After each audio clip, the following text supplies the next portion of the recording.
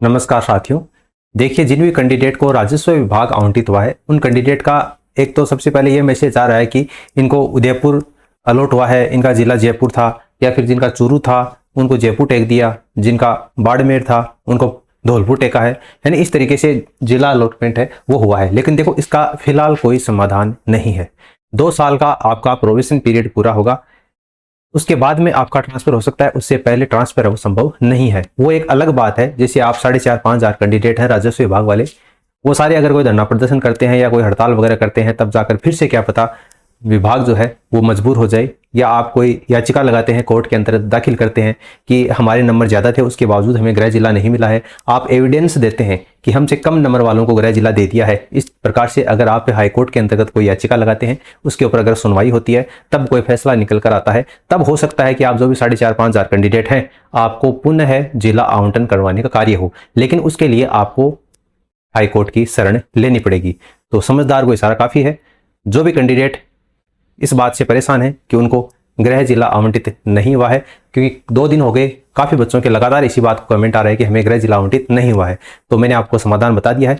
इस प्रकार से अगर आप काम करेंगे तो हो सकता है कि 1% आपका समाधान हो जाए, वरना 2 साल से पहले आपका ट्रांसफर नहीं होगा और 2 साल तक जब आपका प्रोविजन पीरियड होगा आपको जो जिला अलॉट हुआ है उसी जिले में रहना पड़ेगा। लेकिन काफ़ी कैंडिडेट का ये भी है कि काउंसलिंग कब है और क्या क्या डॉक्यूमेंट्स लेकर जाने हैं इसके बारे में बता दो और लिस्ट भेजो। तो लिस्ट का ये है कि आपको हमारे टेलीग्राम चैनल के ऊपर मिल जाएगी। यहाँ पर हर एक जिले की लिस्ट है वो आपको प्रोवाइड करवाई जा रही है। जैसे जिला कलेक्टर कार्यालय भरतपुर की लिस्ट हमने आपको यहाँ पर प्रोवाइड करवा दी है। इससे पहले कल आपकी गंगानगर की लिस्ट आई थी, वो हमने आपको यहाँ पर प्रोवाइड करवा दी है। पीडब्ल्यूडी डिपार्टमेंट के लिए जो आपका सार्वजनिक निर्माण विभाग के लिए ज्वाइनिंग लेटर जारी कर दिए गए हैं वो हमने आपको प्रोवाइड करवा दिए। यहाँ पर स्वास्थ्य और चिकित्सा सेवाएं में चयनित जो भी अभ्यर्थी हैं उनके ज्वाइनिंग लेटर हैं वो जारी कर दिए गए हैं। तो कोई भी अपडेट आता है तो सूचना आपको यहाँ पर प्रोवाइड करवा दी जाती है, इसलिए आप इस टेलीग्राम चैनल को ज्वाइन कर लीजिए। यहाँ पर मैंने अभी आपको बताया कि भरतपुर जिले की जो जिला कलेक्टर और जो लिस्ट है ये जारी की गई है। ठीक है, ये कंप्लीट लिस्ट आप देख लेना। तो ये सारे राजस्व मंडल की है। तो राजस्व मंडल से संबंधित जितने भी जिला कलेक्टर कार्यालय हैं हम उम्मीद कर सकते हैं कि सभी में सेम ही लिस्ट है वो जारी करने वाली है, और खासतौर से ये जो आपका डॉक्यूमेंट्स है इनकी लिस्ट है वो सेम ही रहने वाली है। तो कौन कौन से डॉक्यूमेंट्स हैं, कौन कौन से शपथ पत्र आपको बनवाने हैं, एक एक करके देखिए अपन सभी की बात करते हैं। तो सबसे पहले तो इस तरीके की एक लिस्ट है, चेक लिस्ट है, वो आपको इस पीडीएफ के अंतर्गत दिखाई देगी जो मैंने अभी आपको दिखाई है। इसको मैं थोड़ा सा जूम कर देता हूं ताकि आपको आसानी से समझ में आ जाए। इस कार्यालय कलेक्टर जिला मजिस्ट्रेट भरतपुर के द्वारा 2024 में चयनित अभ्यर्थियों के प्रमाण पत्र एंड डॉक्यूमेंट्स वेरिफिकेशन के लिए ये लिस्ट जारी की गई है।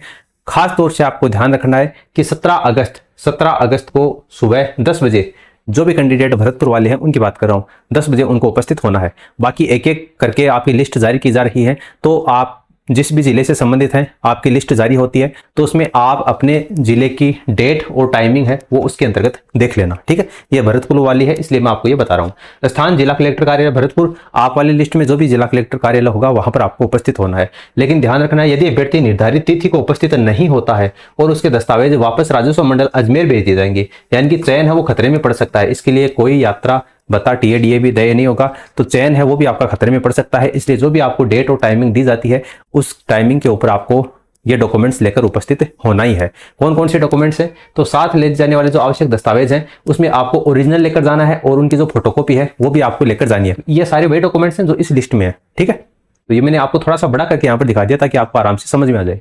सबसे पहले शैक्षणिक योग्यता यानी 10वीं की मार्कशीट और 10वीं का बोर्ड सर्टिफिकेट, 12वीं की मार्कशीट, 12वीं का बोर्ड सर्टिफिकेट। कहने का मतलब जो भी आपने एप्लीकेशन फॉर्म भरते समय या स्क्रूटनी फॉर्म भरते समय जो डॉक्यूमेंट्स आपने लगाए थे सभी ओरिजिनल और उन सभी की फोटोकॉपी आपको लेकर जानी है। ठीक है, अंक तालिका, मार्कशीट और प्रमाण पत्र आपको लेकर जाने ही है। ठीक है, 10वीं की कंपलसरी है, 10वीं के लिए लेकर जाना ही है। बाकी अगर अन्य कोई न लेकर जाओ तो भी चल जाएगा, लेकिन 10वीं तो लेकर जाना ही है।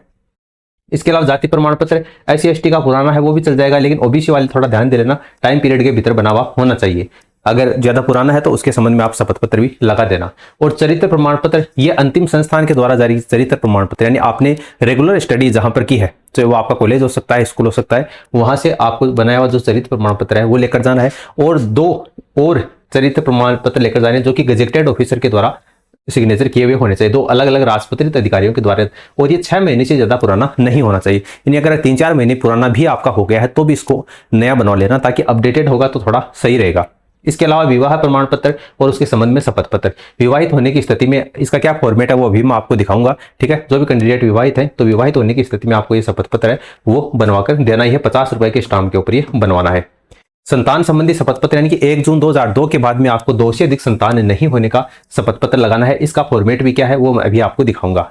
और दहेज संबंधी शपथ पत्र देना है, दहेज न लेने का और न देने का। ये विवाहित को भी बनवाना है और अविवाहित को भी बनवाना है।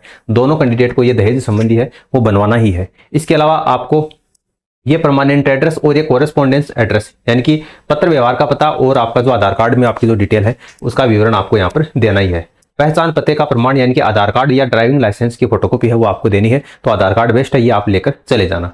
इसके अलावा मेडिकल सर्टिफिकेट, बहुत सारे कैंडिडेट का ये कहना है कि मेडिकल सर्टिफिकेट बनवा लें या नहीं बनवाएं, तो बिल्कुल मेडिकल सर्टिफिकेट आप बनवा लीजिए। पुलिस वेरिफिकेशन है वो भी बनवा लीजिए, है ना।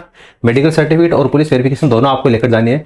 पीएमओ या उससे उच्च चिकित्सा अधिकारी यानी सीएमएचओ के द्वारा बनाया हुआ आपका हेल्थ सर्टिफिकेट है ये आपका होना चाहिए। और पुलिस सत्यापन रिपोर्ट, इसका फॉर्मेट भी मैं आपको दिखाऊंगा किस फॉर्मेट में आपको पुलिस वेरिफिकेशन बनवाना है, तो ये आपको लेकर जाना है। धूम्रपान न करने का वचनबंध है वो भी आपको लेकर जाना है। और नियत वेतन का सहमति पत्र आपको देना है, यानी कि प्रोविजन पीरियड के दौरान आपको जो भी 12,000 रुपए 13,000 रुपए मिलेंगे, ठीक है, उससे तनख्वाह के अंतर्गत आप नौकरी करने के लिए सहमत है, इस बात का आपको सहमति पत्र है वो देना होगा। क्योंकि कल आपको नौकरी लग जाओ और 12-13,000 रुपए आपको मिले, फिर आप कहो कि मैं इतने पैसों में नौकरी नहीं कर सकता, तो सरकार पहले लिखवा कर ले रही है सहमति पत्र। इसके अलावा सत्यता संबंधी शपथ पत्र, यानी सभी दस्तावेज और जानकारी सही है और फर्जी पाए जाने पर आपकी जो नियुक्ति है वो रद्द की जा सकती है, इसका अधिकार सरकार के पास में होगा। इसके संबंध में आपको एक शपथ पत्र है वो बनाकर देना है। अब देखिए इन शपथ पत्र का फॉर्मेट क्या है वो मैं आपको एक बार दिखा देता हूँ।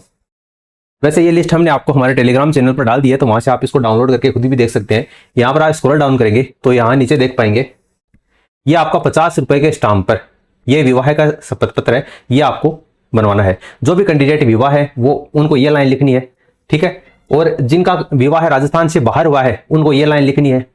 अगर आप अविवाहित हैं तो आपको ये लाइन लिखनी है कि मैं फलाना व्यक्ति और अविवाहित हूं, ठीक है। और जो भी आपकी विधवा तलाकशुदा है उनको आपकी नीचे वाली लाइन लिखनी है, यानी जो भी कैंडिडेट इससे संबंधित है उन कैंडिडेट को वो लाइन लिखनी है। और ये आपका 50 रुपए के नॉन जुडिशियल स्टाम्प के ऊपर ये बनवाना है, इसको नोटेरी करवानी है, कहने का मतलब सीधा सा है नीचे यहाँ पर।